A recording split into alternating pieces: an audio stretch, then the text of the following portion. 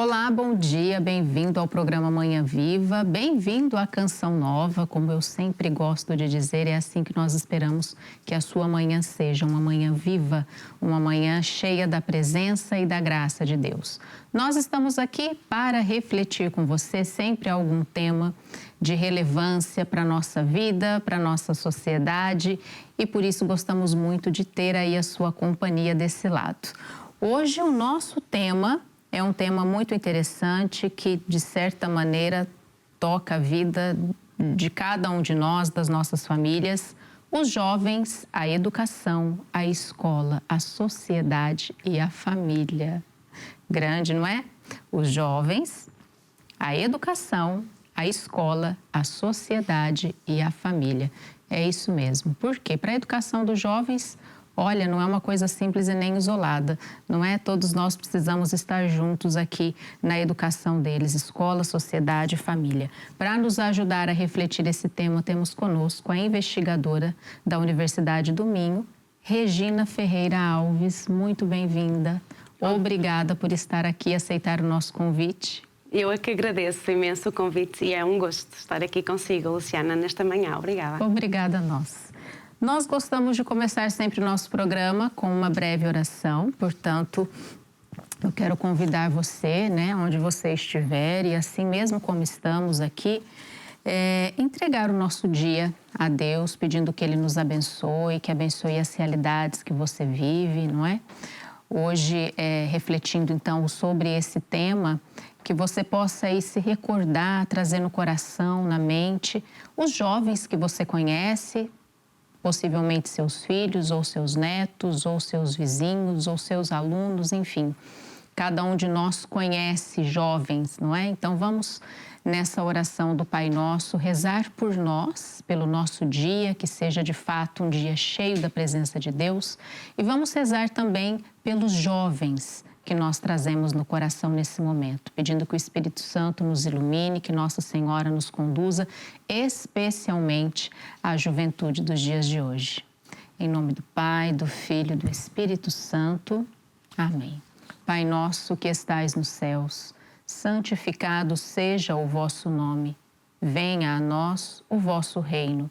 Seja feita a vossa vontade, assim na terra como no céu. O pão nosso de cada dia nos dai hoje, perdoai-nos as nossas ofensas, assim como nós perdoamos a quem nos tem ofendido. E não nos deixeis cair em tentação, mas livrai-nos do mal. Amém. Em nome do Pai, do Filho e do Espírito Santo. Amém. Regina, antes mesmo de entrarmos no tema propriamente dito, queria que falasse um pouquinho sobre você, o trabalho que você realiza como investigadora lá na Universidade do Minho. Que trabalho é esse? Partilha conosco essas preciosidades que você anda a fazer por lá. Então, na verdade, eu sou socióloga, é a minha formação base, e sou doutorada em Ciências da Educação, e enquanto investigadora, que é no fundo a minha função principal na Universidade do Minho, apesar de também lecionar, eu participo em vários projetos, portanto tenho vários projetos neste momento a serem desenvolvidos. Um dos meus projetos principais então é a saúde mental e os comportamentos de risco dos estudantes universitários. Portanto, aqui para perceber realmente se o objetivo geral é perceber se o ingresso no ensino superior faz com que o nível de bem-estar dos estudantes universitários decresça e se a sua permanência na academia promove comportamentos de risco e de que forma depois nós podemos então intervir para que os estudantes tenham comportamentos saudáveis, que tenham sucesso académico, que tenham bem-estar e que realmente depois possam seguir vidas mais saudáveis, até porque nós sabemos que os hábitos que se adquirem precocemente acabam por ser mantidos ao longo da vida e, portanto, enquanto academia nós temos aqui a responsabilidade também de promover a sua saúde e a saúde física e saúde mental e prevenir comportamentos de risco para a saúde. Depois participo noutros projetos. Neste momento tenho um projeto no âmbito da prescrição social. Portanto, o objetivo é promover a literacia em saúde mental de jovens em situação de vulnerabilidade social. E estamos a falar de várias vulnerabilidades, quer seja jovens isolados, em situação de solidão, de isolamento social, em situação de solidão, jovens que não estudam, não trabalham, não estão em formação, portanto, jovens que não têm qualquer atividade formativa ou de emprego, mas jovens, por exemplo, jovens que estão neste momento aditos às redes sociais, portanto, trabalhar no sentido de promover a sua saúde mental, de promover o seu bem-estar e de lhes mostrar quais são os recursos que estão disponíveis na comunidade, de forma a que eles possam então ter vidas saudáveis e, no fundo, alcançarem e perceberem qual é o seu propósito de vida, não é? Quais são as suas potencialidades, as suas forças, as suas virtudes, para que possam então seguir um caminho. Depois, no próximo ano, também tenho assegurado a participação num projeto, é um projeto internacional, portanto é um projeto que se chama iBest, que conta com a participação de 18 países e é um projeto que, no fundo, vai avaliar o bem-estar de docentes e não docentes, neste caso em escolas portuguesas. Aqui excluímos o ensino superior, portanto é um projeto promovido pela Unesco, da Unesco Share Health and Education, que então tem esse objetivo de analisar e comparar com outros países a nível internacional os níveis de saúde mental, de bem-estar do staff educativo. Olha, muito interessante. Ao longo do programa, nós queremos que a Regina também nos fale aí sobre algumas dicas para manter essa saúde mental, não é? Tanto os jovens como nós, que é tão necessário, especialmente hoje em dia. Regina, quando nós falamos em educação, o que se entende por educação? Não é? De que forma a educação contempla a família, a escola, a comunidade? Educação não é simplesmente a criança que vai à escola, o professor que fala e ela... É muito mais do que isso. É muito mais do que isso. Na verdade, a educação é um processo. Portanto, temos que logo pensar que é um processo que não tem fim, portanto, tem que ser ao longo da vida. Nós educamos-nos, não é? desde a idade mais precoce até ao longo da vida. Portanto, não está restrito apenas ao nosso percurso escolar, não é? A educação é ao longo da vida, portanto, é um processo. E eu gosto de dizer que a educação, no fundo, é criar relações. Educar é criar relações, é estabelecer pontos uns com os outros, é criar comunidades de aprendizagem, porque nós, se pensarmos que a educação é um processo e que funciona ao longo da vida, nós não podemos confiná-la apenas ao espaço escolar, mas temos que envolver aqui a família, a comunidade, as associações locais, portanto, todos os recursos que temos à nossa disposição para que possamos estar em contínuo desenvolvimento, porque a educação não se cinge apenas à transmissão de conteúdos pedagógicos e curriculares, mas é mais do que isso. É olhar para a pessoa como um ser integral e é trabalhar no sentido do seu desenvolvimento holístico enquanto pessoa que está na sociedade e promover também o seu bem-estar físico, emocional, social, espiritual, mental. Portanto, educar é isso tudo, é um processo que envolve, no fundo, a saúde. E a saúde é mais do que a saúde física. O papel da escola hoje, não é? A Regina falou, claro, vai muito além de passar os conteúdos. Como é que a Regina vê o papel da escola na educação? Então, na verdade, a escola tem um papel muito importante para além de transmitir conteúdos. Não é? Nós, até há bem pouco tempo, pensaríamos a escola apenas como uma relação unilateral, em que o aluno estaria ali apenas para absorver os conteúdos que eram transmitidos pelos professores.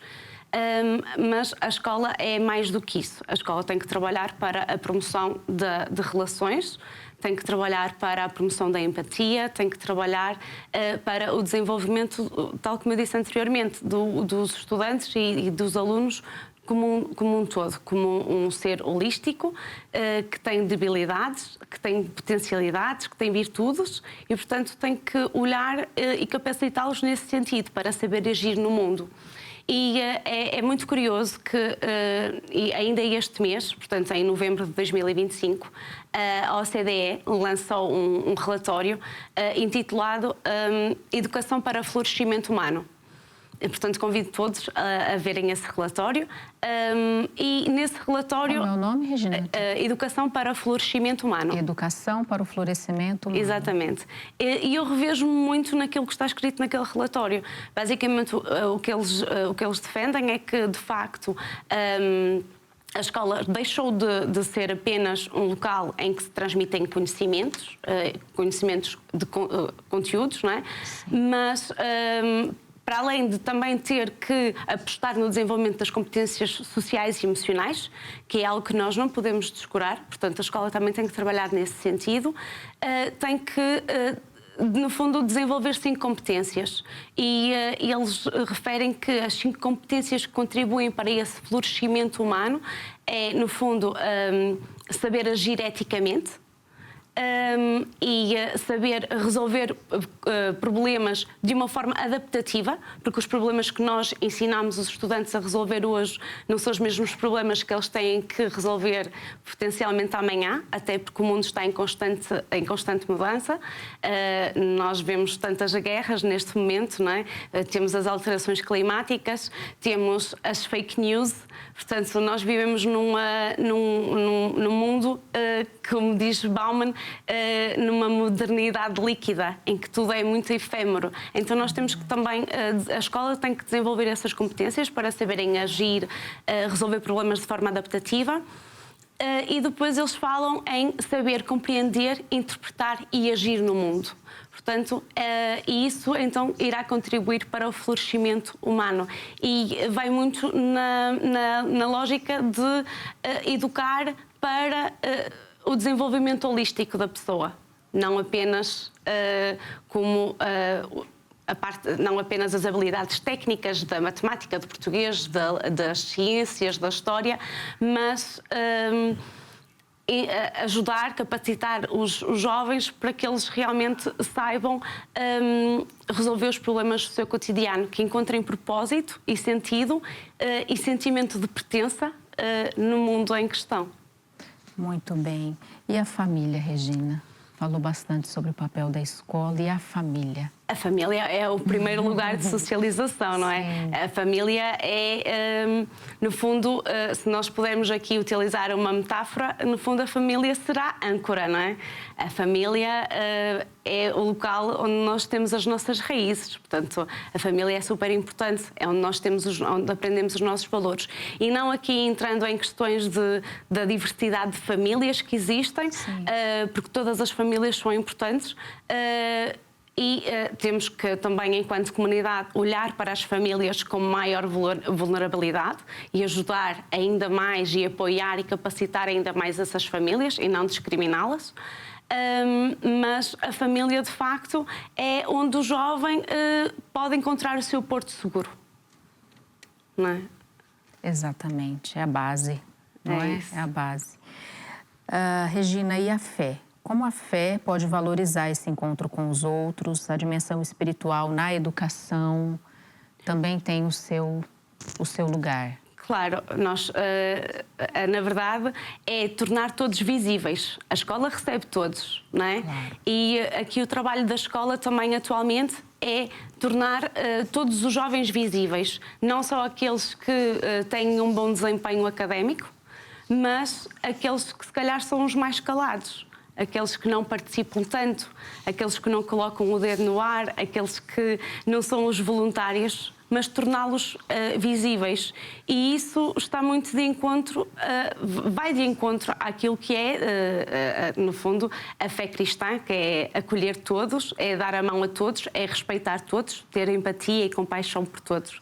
Portanto, no fundo, os bons valores cruzam-se sempre, não é? Aquilo que nós queremos para o ser humano acaba por se cruzar independentemente das religiões ou da fé e da espiritualidade de cada um. Mas, na verdade, é isso. Nós temos que, se eu tivesse que fazer aqui esta comparação, eu diria que a escola acolhe e tem que tornar invisível aqueles que são menos visíveis. Muito bem. A escola acolhe e torna visível, deve tornar visível aqueles que são menos visíveis.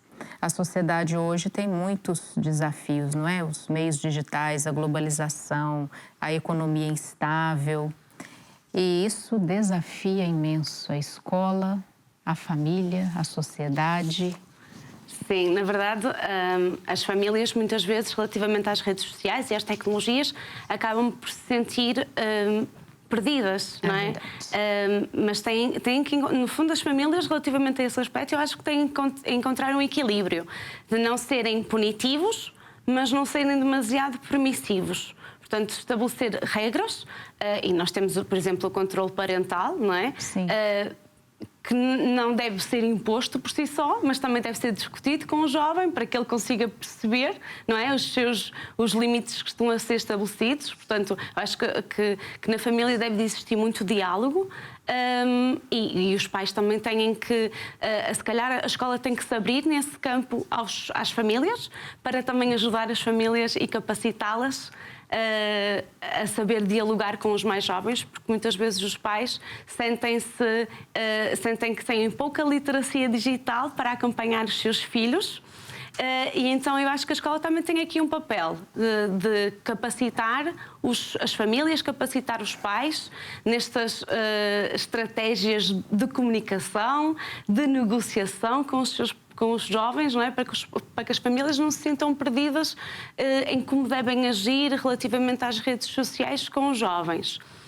E a escola tem, relativamente às redes sociais, o papel da escola é realmente mostrar que, ou apostar numa literacia digital crítica, porque os jovens têm que ter consciência que, por exemplo, nas redes sociais, como funcionam os algoritmos, têm que ter consciência do que é uma pegada digital e de que implicações tem isso para as alterações climáticas. Têm que perceber e têm que ser capacitados para perceber o que é que são factos reais e o que é que são artigos de opinião, não é? Para depois não criarem ideias e valores que são polarizados, que hoje são tão disseminados nas redes sociais. Portanto, aqui o trabalho da escola é capacitar na literacia digital, mas que seja uma capacitação crítica, no sentido de não punir, mas que o jovem entenda o que é certo, o que é errado, como é que funcionam as redes sociais. Porque, de facto, nas redes sociais os jovens acabam por se comparar as suas vidas imperfeitas com vidas perfeitas, não é? Com uma imagem que é criada por filtros que não corresponde muitas vezes às realidades. Eles acabam por não se sentir integrados, não desenvolverem o sentimento de pertença, não é? A essa adolescência que as caracteriza, porque realmente acabam por estar embebidos em ambientes virtuais que não são reais. E eles, muitas vezes, com esta falta de literacia, não têm essa capacidade de distinguir. Por outro lado, o que eu acho é que também nós, enquanto escola, enquanto comunidade, enquanto família, nós temos que criar espaços offline portanto, fora das redes sociais, fora das tecnologias, que sejam significativos, que sejam positivos, que sejam prazerosos, para que os jovens acabem por não sentir falta de estarem nas redes sociais, de estarem isolados. Mas, ao criarmos estes ambientes, estas realidades fora das redes, em que realmente possam ser prazerosas e possam criar sentido e dar sentido à vida dos jovens, eles acabarão por não sentir tanta falta das redes sociais e recorrer tão recorrentemente às redes sociais. Aliás, nós agora nas escolas os telemóveis acabaram por ser proibidos, não é? E aquilo que temos vindo a verificar é que as relações acabam por melhorar. Claro que temos o lado negativo, que também existem outros episódios de bullying que têm que ser trabalhados, mas os jovens acabamos por notar muito mais ruído nas escolas, porque acabam por falar uns com os outros e não está cada um no seu próprio dispositivo em silêncio, não é? E muitas vezes também temos que capacitar toda a comunidade educativa para esse novo aumento de ruído, que às vezes já não estavam habituados, já não se lembravam que a escola é de facto um local de ruído, porque também é um local de aprendizagem, é um local de brincadeira, mas acima de tudo é um local de relações. É verdade. Eu me lembrei agora, esses dias, teve na escola em que o meu filho estuda uma palestra com um psicólogo, pedagogo, falando justamente sobre o uso das redes sociais. E ele contando contente que quando chegou, levou uma bolada na cabeça. E estava do lado de fora da escola ainda, né? Mas contando de uma forma positiva justamente nesse sentido que a Regina está dizendo, né? Ele contente, olha, aqui joga-se bola, né? Como é bom esse tipo de relacionamento. Sim, na verdade é isso. Nós, de uma forma muito, muito generalizada, nós dizemos agora os jovens não partem pernas. Não partem braços. Ele dizia exatamente porque, isso. Porque, na verdade, falta-lhes... Não é que queiramos que eles partam pernas, não é aqui uma metáfora. Sim. Mas, na verdade, eles estão um pouco expostos aos riscos, não é? A esse tipo de riscos, porque, no fundo, acabam por estar muito refugiados em si mesmos, isolados, não é? Um dos perigos também das redes sociais é a própria solidão, que nós temos elevados índices de solidão na adolescência. E temos também olhar, enquanto sociedade, para essa prevalência, para o número de jovens que se sente sozinho, mesmo que não esteja sozinho, ou mesmo que tenha muitas pessoas à sua volta, não é? Porque depois, se forem às redes sociais, acabam por ter muitos amigos virtuais, mas depois eles não são amigos de verdade. Exatamente. E os jovens sentem também essa solidão, esse vazio. E é curioso, eu tenho passado em algumas escolas, pelo trabalho que vou fazendo, e algo que é transversal é que as crianças dizem que não sabem fazer amigos.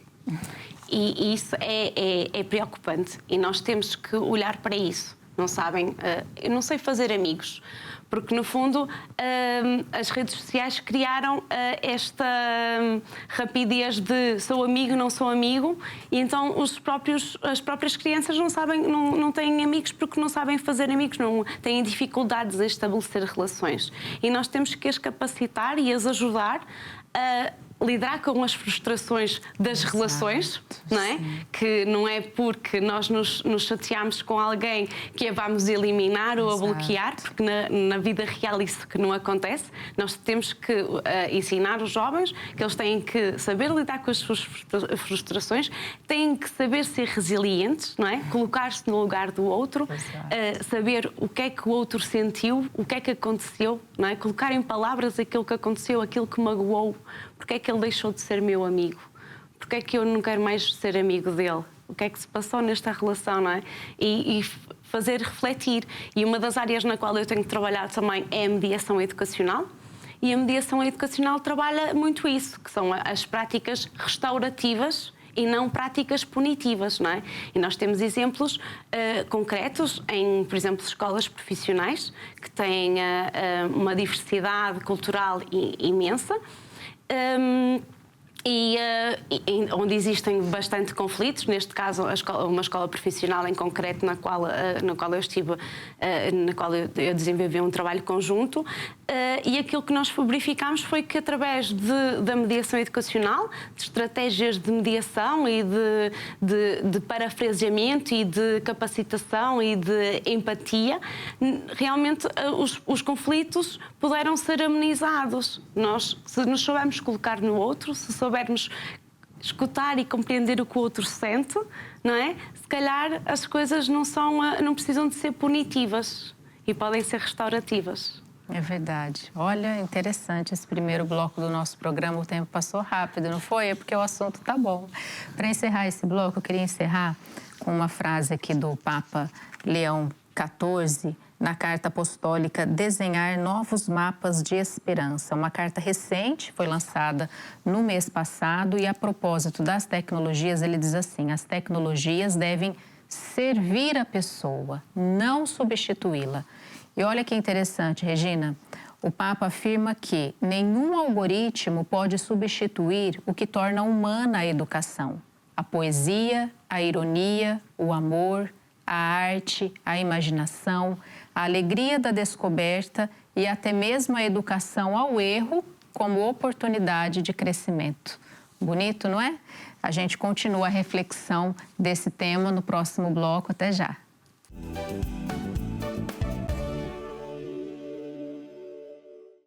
Olá, estamos de volta com o programa Manhã Viva, hoje refletindo a educação, os jovens, a escola, a sociedade e a família. Tema complexo, mas que envolve a cada um de nós, com toda certeza. Estamos aqui com a Regina Ferreira Alves, ela é investigadora da Universidade do Minho e tem nos ajudado aqui a refletir esse tema tão vasto e tão necessário, não é?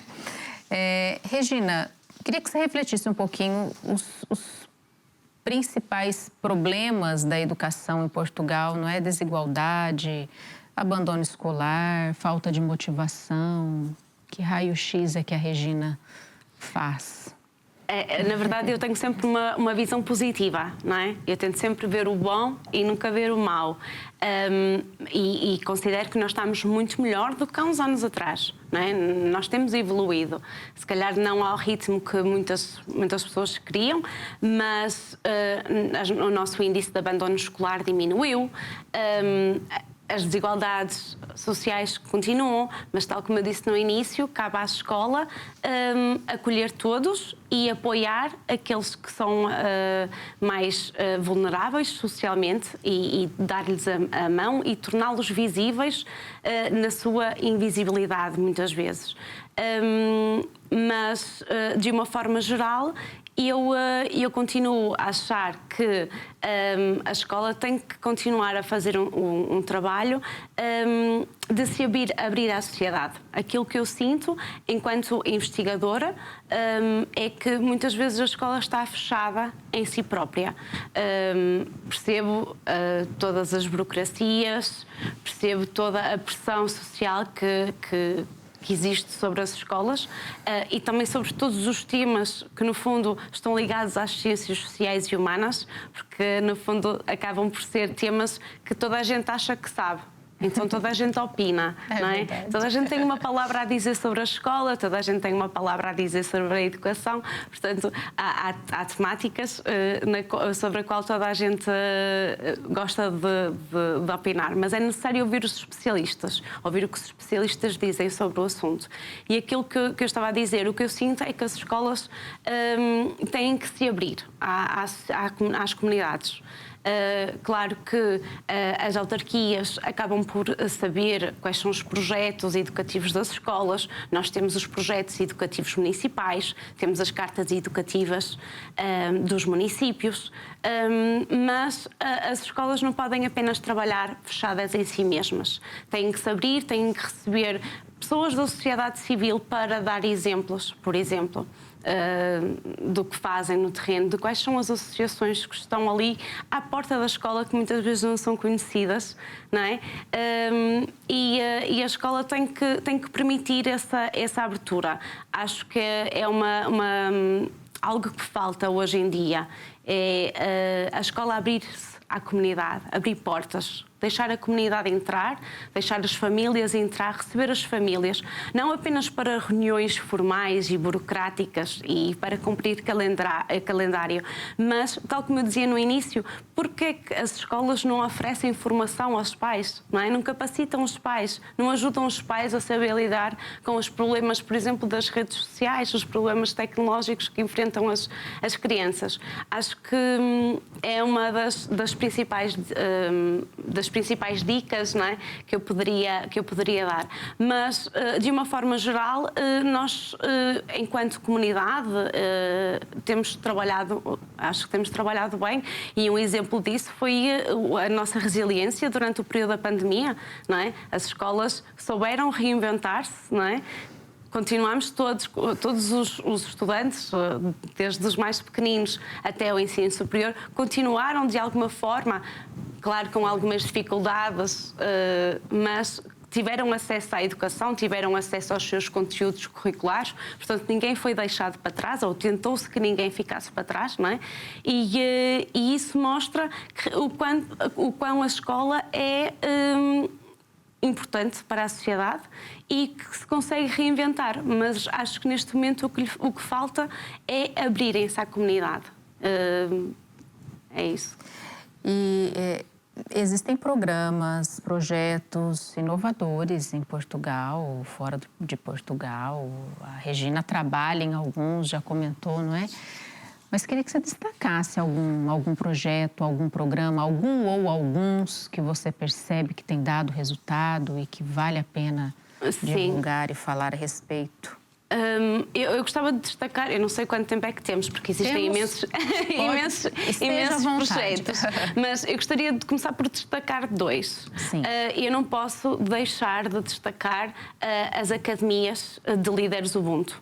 Portanto, foi um projeto nacional e, no fundo, as academias de líder Ubuntu marcaram presença nas escolas todas, promovendo a empatia, restaurando relações, também capacitando e transmitindo aos jovens, a todos os jovens, o que era o ser um líder servidor. E eu acho que os resultados que foram coordenados pela Fundação Carlos Gulbenkian apresentaram realmente indicadores bastante positivos daquilo que foi a promoção de competências socioemocionais de todos os jovens que participaram nas academias de líder Ubuntu. Foi um projeto no qual eu também estive envolvida, portanto participei enquanto voluntária em algumas escolas a capacitar jovens e também educadores, portanto docentes e não docentes. E acho que foi um trabalho que merece destaque, merece ser lido, merece ser replicado.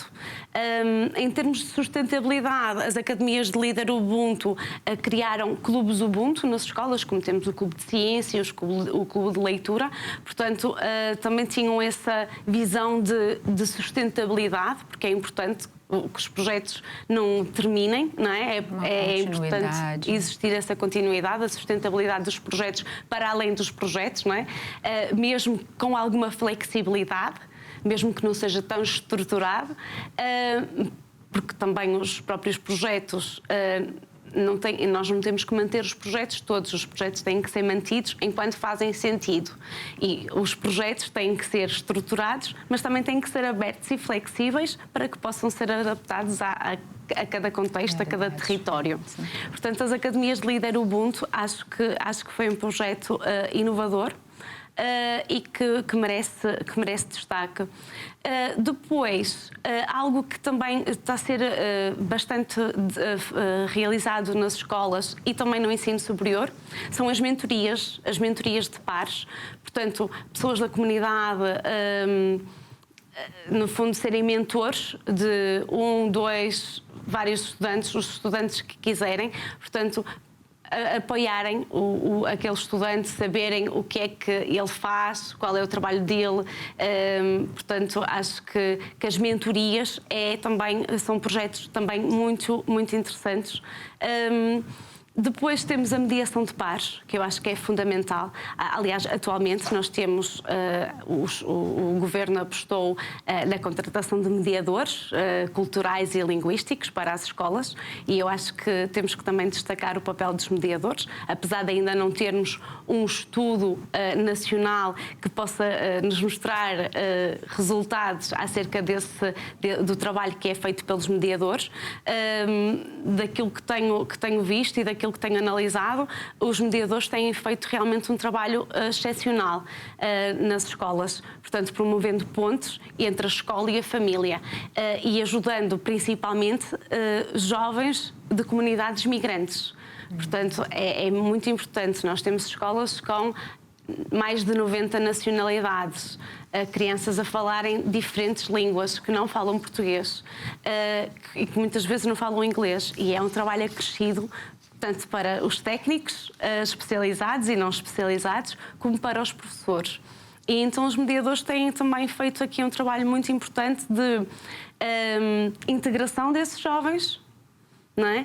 E também de promoção da inclusão nas escolas, porque também é necessário que os jovens que já estão nas escolas, não é? Os jovens nacionais, saibam receber de braços abertos as pessoas que vêm de fora e não muitas vezes terem os discursos polarizados que se ouvem nas redes sociais e que hoje em dia são tão comuns. Portanto, é mesmo importante. Destacando aqui então as mentorias, a Academia de Líderes Ubuntu, os projetos de mediação de pares, também em que nós colocamos um jovem com mais de anos superiores ou com mais um melhor desempenho académico a apoiar outro jovem. Portanto, a mediação de pares também é importante enquanto projetos das escolas. Interessante. Teria algum testemunho, assim, que você se recorda? Um exemplo concreto, uma história sem expor a pessoa, claro, sim, mas que você possa, assim, partilhar de ter visto e aquilo, assim, encheu o coração de satisfação, de alegria, de... Sim, na verdade, Luciane, eu antes de estar na Universidade do Minho, eu fui professora, portanto, em escolas do ensino secundário. Portanto, tive também esse percurso profissional. E é curioso que uma história que eu recordo sempre, que não foi comigo, eu só assisti, eu só participei indiretamente, é a história de um menino, na altura tinha uns 13, 14 anos, isto já foi há alguns anos atrás, portanto estava no 9º ano. E, no fundo, tinha uma situação familiar vulnerável e tinha um baixo rendimento académico, um baixo rendimento escolar, tinha comportamentos disruptivos, portanto, era aquele típico aluno que se portava mal e então que os professores automaticamente excluíam. Isto também já foi há muitos anos, já foi há mais de 10 anos atrás. E eu lembro-me que na altura que eu cheguei a essa escola, toda a gente sabia quem era esse menino, e também comigo chegou uma colega, e essa colega era professora dele, e ela viu nele aquilo que os outros nunca tinham visto até esse momento. Então começou lá está, a torná-lo visível, a dar-lhe reconhecimento, que muitas vezes é isso que nós precisamos, é que nos deem reconhecimento, que nos vejam. E essa colega foi aos poucos, não é? Querendo saber dele, perguntando por ele, como é que ele estava e essas coisas, o que é que ele gostava de fazer, até que descobriu que ele gostava de grafites. Isto há uns anos atrás, quer dizer, há mais de 10 anos atrás, o grafite era assim, vandalismo, não é? E então essa colega desafiou a pensar numa temática para fazer o mural na escola. E ele achou aquilo que era brincadeira, porque como é que ele, que era o pior aluno da turma, que os professores não gostavam dele, segundo o que ele dizia, não é? Os professores não gostam de mim. Então, essa colega desafiou e contactou um colega dela, que era de artes, portanto, não sei se ele, já não me lembro bem, mas não sei se ele sabia de grafites ou não sabia, mas ela contactou um colega fora da escola que sabia de artes para o acompanhar, para fazer esta tal mentoria que eu falava há pouco. E a verdade é que, em conjunto, ela com um colega desenharam a tal ideia para o tal mural, ela contactou a autarquia para pedir patrocínio para os materiais, para as tintas e tudo mais, e eles lá desenharam o tal mural. Acho que era sobre direitos da criança, qualquer coisa, direitos humanos, já não me recordo bem. E depois fizemos toda uma cerimónia para a inauguração do mural, e então chamou-se a vereadora da Educação da Câmara, o diretor da escola, e assim foi assim um momento muito especial. E a verdade é que esse menino, que supostamente iria ser um dos meninos que iria abandonar a escola, foi para uma escola profissional de artes, fez a licenciatura em design gráfico e, portanto, ela acabou por o acompanhar sempre ao longo destes anos. E isto só nos mostra, eu acho que esta é uma história muito curiosa, porque só nos mostra que se nós reconhecermos, não é? Se nos guiarmos pela pedagogia do reconhecimento, não é? Se reconhecermos no outro, se mostrarmos ao outro e às crianças que elas têm forças, que têm virtudes, portanto, olharmos para o lado positivo delas, nós conseguimos realmente que elas se empoderem. E é isso que nós queremos, reconhecimento e empoderamento, não é? E eu acho que essa é uma história muito curiosa. Ela acabou por mobilizar a comunidade, quando foi falar com a Câmara, não é? Para pedir os materiais, portanto, ela sozinha não conseguia. Ela foi, no fundo, o ponto de partida, mas ela teve que envolver aqui vários agentes, como o tal colega dela, que aceitou ser mentor e ajudar lá no mural. Os colegas de turma ficaram muito surpreendidos, não é? Ficaram contentes também por ele ter conseguido e ter aquele momento, e então foi muito bom. Até porque os pais estavam presentes nessa inauguração e os pais também já não acreditavam no filho. E eu acho que essa é uma história muito, muito curiosa. Quantas crianças existiram na escola que só precisam de ser vistas, não é? Só precisam que nós consigamos perceber quais são as suas forças de caráter, quais são as suas virtudes, o que é que as distingue dos outros, e não nos centrarmos nos resultados escolares. Olharmos para além disso, olharmos a pessoa holisticamente, integralmente. E a educação positiva é muito isso. É olhar no sentido de promover outras capacidades, outras competências, que não aquelas que são, a priori, as que a escola devia desenvolver. Olha, muito interessante. Esse tipo de história dá filme, né? Sim. Quando alguém reconhece, não é? O professor reconhece, ou os pais reconhecem realmente a beleza que há naquela criança. Porque, pronto, todos nós temos, não é? Alguma coisa, uma característica a desenvolver, aquilo que é próprio nosso e claro, precisamos de apoio para isso. E a educação passa por isso. Muito bom mesmo. Regina, a questão do bullying é uma questão que acontece muito nas escolas, não é? Acho que a Regina, ao longo do programa, já deu muitas pistas de como isso pode ser evitado. Mas tem alguma reflexão específica a respeito desse tema que você gostaria de fazer? Sim, por exemplo, imagina aquele caso da escola profissional que eu estava a dizer anteriormente, que eu acompanhei agora uma estudante que fez um estágio no âmbito de mestrado em mediação educacional, e aquilo que ela verificou foi que naquele contexto escolar em específico haviam várias situações de bullying. Por exemplo, posso-lhe contar, nós temos vários casos que foram acompanhados e que ela acompanhou enquanto mediadora educacional, mas posso-lhe contar assim 2 casos. Por exemplo, temos um caso em que, porque são alunos já de uma escola profissional, portanto estamos a falar de ensino secundário, em que no TikTok houve rumores e brincadeiras de bullying, não é? Com outra menina. E, entretanto, os pais souberam que isso estava a acontecer, vieram à escola e tentaram perceber o que é que a escola iria fazer com essa situação e tudo mais.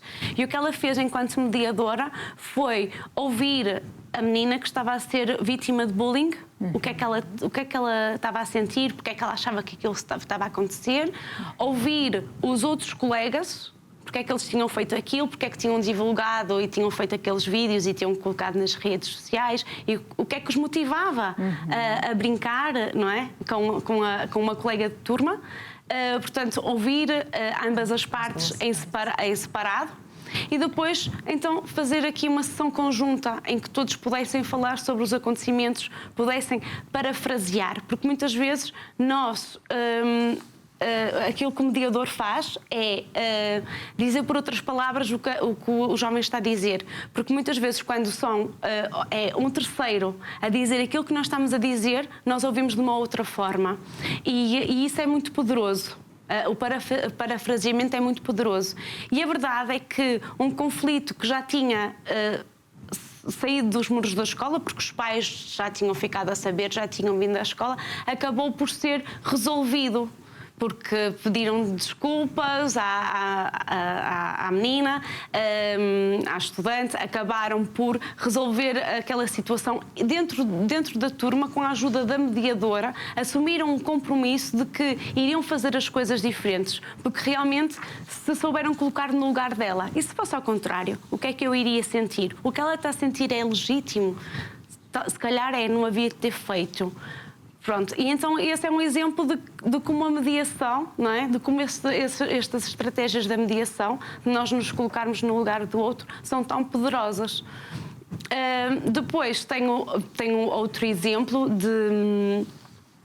por exemplo, de professores, em que a mediação também é muito poderosa para professores, e nós, se calhar, aqui também devíamos de falar dos professores, que são parte integrante da escola e precisam também do nosso apoio, enquanto sociedade, enquanto família, enquanto comunidade.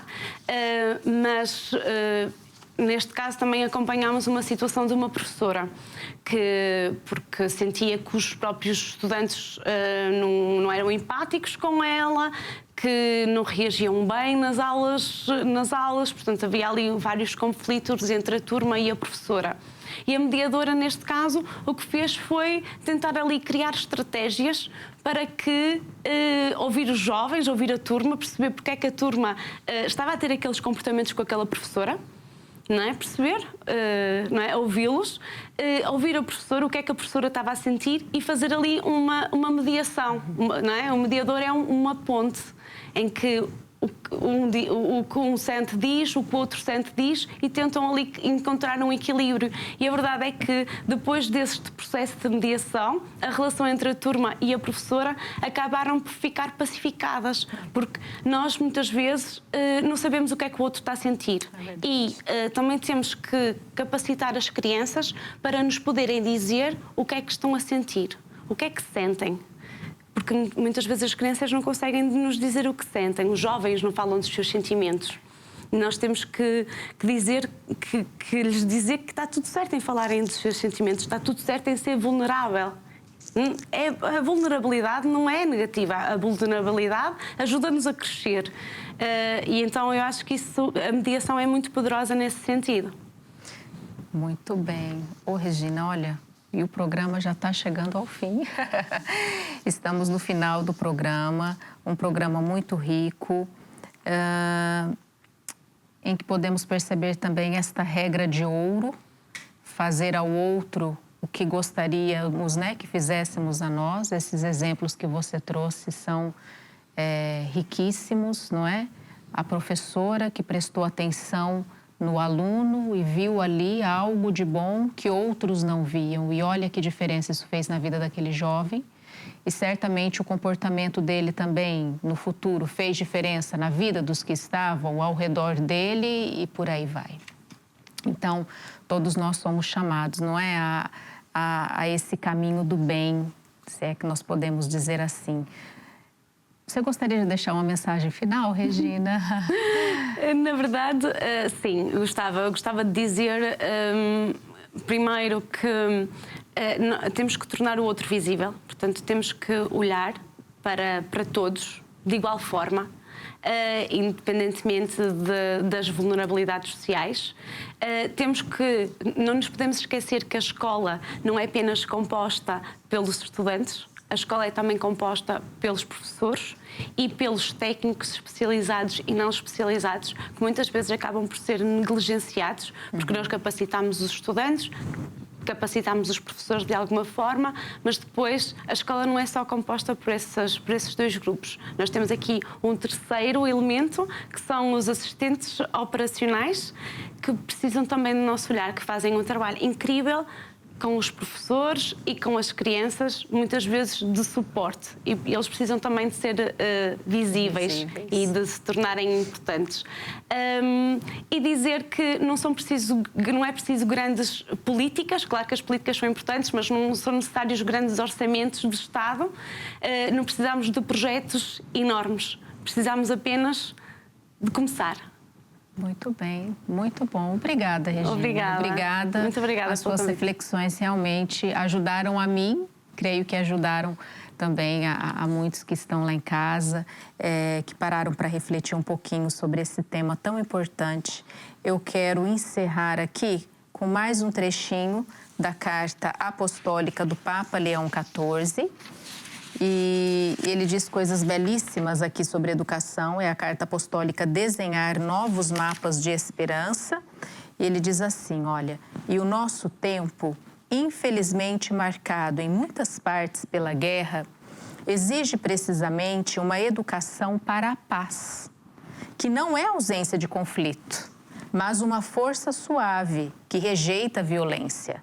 Uma educação para a paz desarmada e desarmante. Ensina a depor as armas da palavra agressiva e do olhar crítico para aprender a linguagem da misericórdia e da justiça reconciliada. Um pouquinho na prática de tudo que a Regina trouxe para a gente.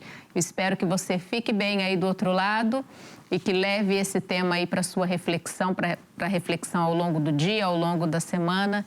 Enfim, que esse programa tenha ajudado você. E com certeza ajudou aqui a cada um de nós.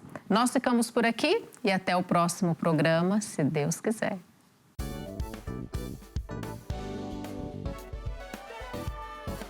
Se gostou deste programa, clique aqui na nossa playlist aqui em baixo para ver outros episódios. Se ainda não subscreveu o nosso canal do YouTube, faça-o já clicando neste botão aqui do lado e será logo o primeiro a saber todas as novidades.